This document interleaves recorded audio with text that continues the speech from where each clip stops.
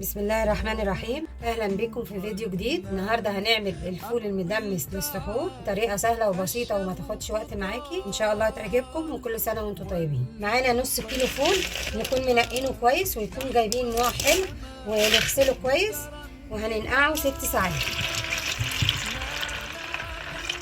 وبعد ما الفول اتنقع هنصفيه ونحطه في الدماسه.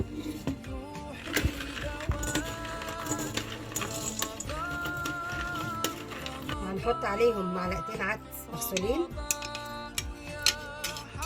و3 معالق فول مدشوش مغسولين،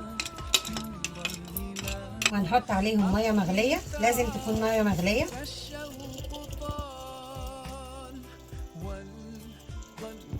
وهنعصر نقطتين ليمون ونحطه على النار. بعد ما حطيناه على النار وبعد ما يغلي هنوطي عليه النار خالص لغايه ما يستوي.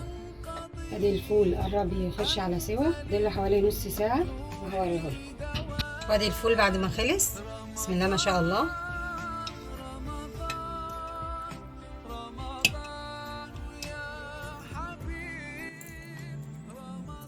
تعبيه بقى في اكياس وتحطيه في الفريزر، بقى سهل عليكي. هنحط له زيت،